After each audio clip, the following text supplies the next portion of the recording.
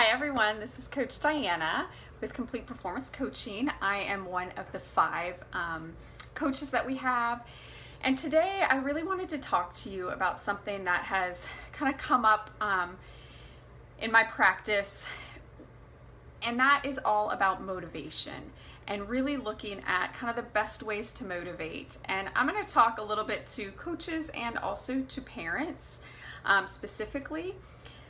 I have asked my athletes really a lot about kind of what their internal dialogue is. Is it positive or is it negative? What are some of the things that they say to themselves? Because that makes a huge impact on where their focus is and kind of what they do.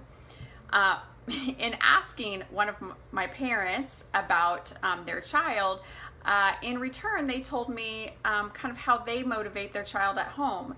And it was really more negative motivation. And so I thought, you know what, let me talk about that a little bit, because there are ways to motivate athletes negatively or positively.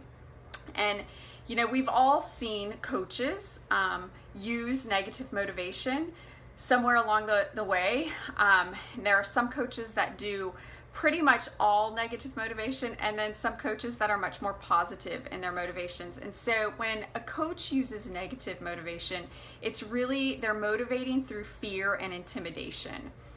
And you know, to be honest, there are some athletes that thrive on that, but most actually do not. And so, you know, it is true that a few athletes will respond very well to negative motivation, but honestly, it's not very many. And so I want to address it so that parents may be doing things and saying things to their child that they don't realize is actually detrimental. So if you make comments to your child, things like, "You're not as good as so-and-so on your team," or "You'll never be as good as so-and-so," or "Watch so-and-so, look how she does it, why can't you do it like that?" Those are comments that are negative, and I know some parents think, you know what, it's kind of like reverse psychology. I'm trying to get them to be motivated to show me that they'll do better than that. And coaches do the same thing. You know, they'll say sometimes, "I don't think you can do it." In fact, I remember one of my coaches doing that very thing. And I think another thing that's important to remember is that how athletes respond to one coach could be very different than how they respond to another coach. And so you can't necessarily use the same strategies across the board for athletes. So I want you to know, coaches and parents, that when you say comments like that, you may actually be breaking your child down and breaking their confidence down, kind of one comment at a time. And that's what we want to avoid. So even though your intention might be really good to try to get them motivated, just keep in mind that very few athletes really do thrive in that kind of environment. So when you think about it as coaches, you know, I think your job as a coach is really to find what motivates each one of your athletes. And again, what works for one coach may not be the same thing that works for another coach. So you really have to kind of feel out your athletes. When I was a gymnast years ago, in high school, one of my coaches would occasionally use negative motivation, and he would say, "You know what, Diana, I don't think you can do this." And in my mind, I immediately went to, "You don't think I can do this? Watch me." That worked for me. One of my other coaches watched that and saw that it worked, and so then he tried to do it. And for whatever reason, when he would say something like that, my immediate reaction was like, "You're right, I can't." Even though I knew I really could, that wasn't going to motivate me. That wasn't going to do it for me. So it is a little bit of a trial and error. So keep trying things, but it is your job as a coach to try to find out what motivates each one of your athletes. And I also think as a coach, your job is to build them up.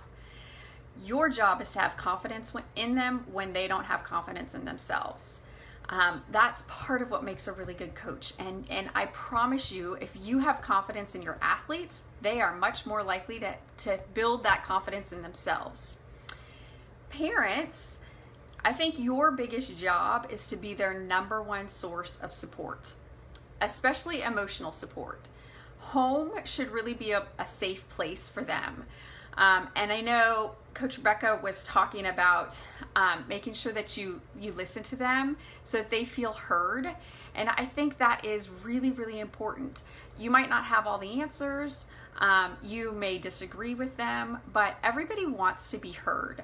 And so allowing them to kind of vent their frustrations, and sometimes maybe they talk about, thinking that they can't do anything, talk about things that disappoint them, all of that. They need to have a safe place for that. And so having that be at home just allows them the freedom to kind of feel those things and get it out. And certainly sometimes it is really helpful and necessary for them to, talk to maybe one of our coaches to kind of help work through some of those things. But home should be a safe place. It shouldn't be a place of interrogation. How many of this did you do today? How did this go? What did your coach say about this? When are you going to get this done? Etc., etc. Now, I say that, and that doesn't mean that you need to sugarcoat the reality. So, I think it is really important to make sure that everybody is aware of kind of what the situation is, but you don't want to make your child feel unworthy or less than, ever. So, at the end of the day, so what if they don't have the skills in time? What does that really mean? They need just a little bit longer before they're going to master those skills. Is that such a bad thing? Or does it really matter if they're not as good as one of their teammates?